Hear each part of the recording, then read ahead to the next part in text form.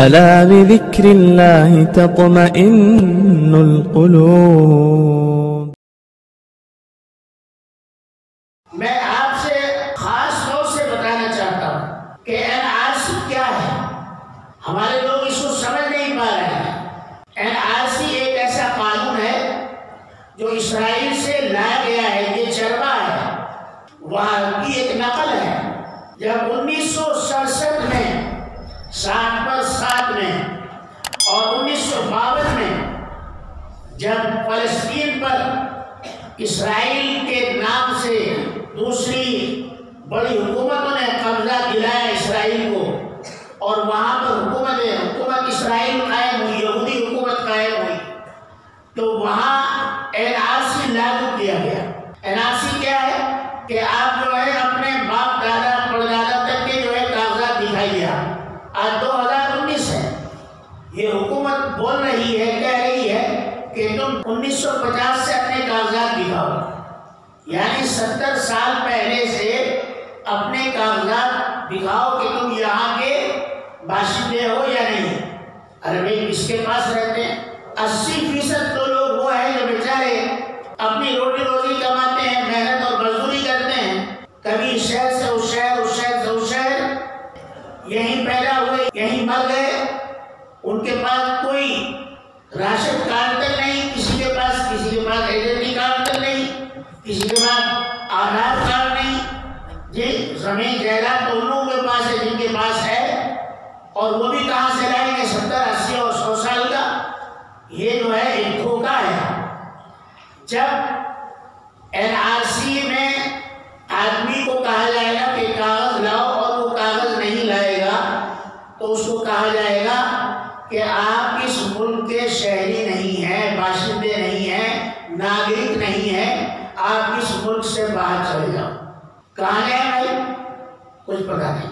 اب یہی تک نہیں ہے، آپ کے پاس اگر دکان ہے تو وہ دکان چھین لی جائے گی. آپ کے پاس کاشت کی زمین ہے وہ چھین لی جائے گی. آپ کے پاس رہنے کا مکان ہے وہ چھین لیا جائے گا. آپ کے پاس کوئی فیکٹری ہے وہ چھین لی جائے گی. اور یہاں تک کہ آپ کے پاس اگر راشن کارڈ اور آئیڈینٹی کارڈ کے وہ بھی واپس لے لیے جائیں گے، اور آپ کو کہا جائے گا کہ آپ ملک سے باہر جاؤ. یہ کہاں کا انصاف ہے؟ اس قانون کو بنانے کی تمہیں اجازت کس نے دی؟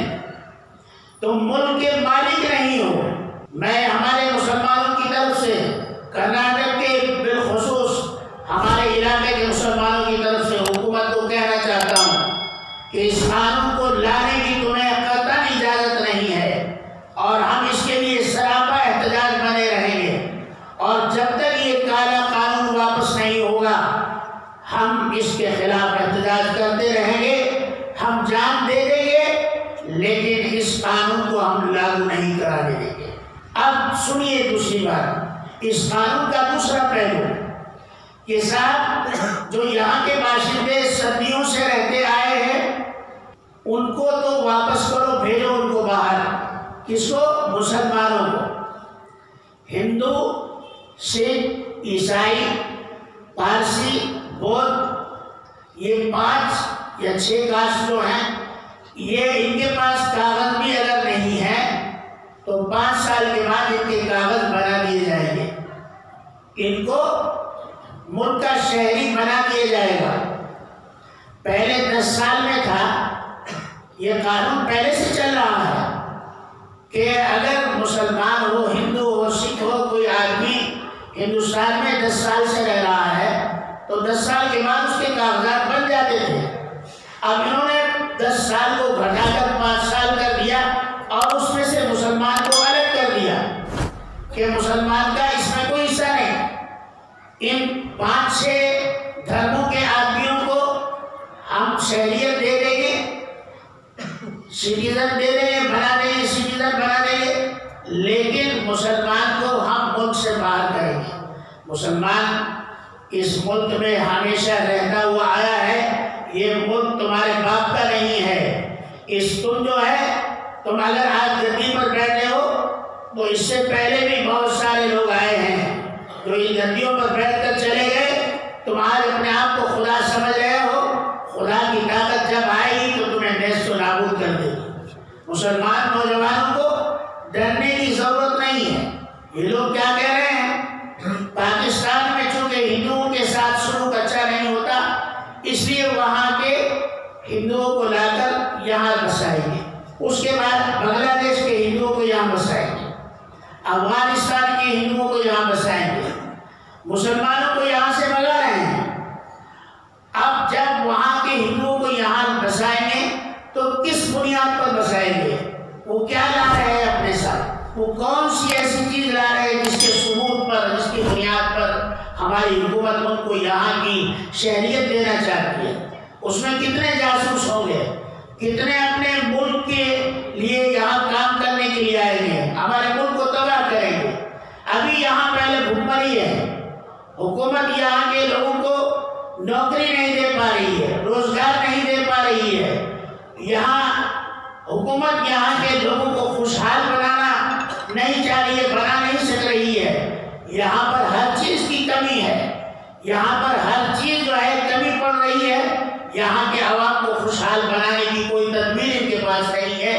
اگر چاہتے ہیں تو یہ کہ ملک کے باہر سے ہندو آئے اور وہ ہمارے ملک میں رہیں، وہ آ کر کیا کریں گے؟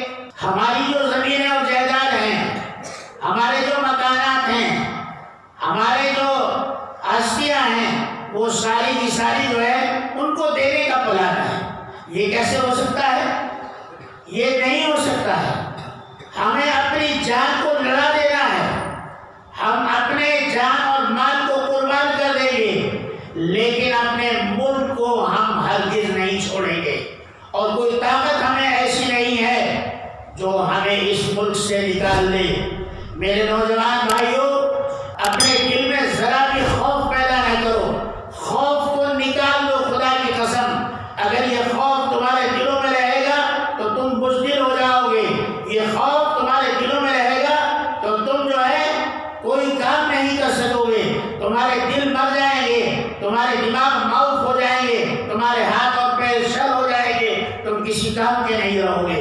اپنے دل کو جوان بناؤ، اپنی ہمتوں کو جوان بناؤ اور اپنے اندر ہمت پیدا کرو، طاقت پیدا کرو، بولنے کی صلاحیت پیدا کرو، رہنے کی صلاحیت پیدا کرو، اور اس ملک سے جو ہمیں محبت ہے اس کا اظہار برملا کرو اور کہو کہ ہم یہاں کے ہیں اور رہیں گے، پہلے بھی تھے، اب بھی ہیں اور آئندہ بھی رہیں گے۔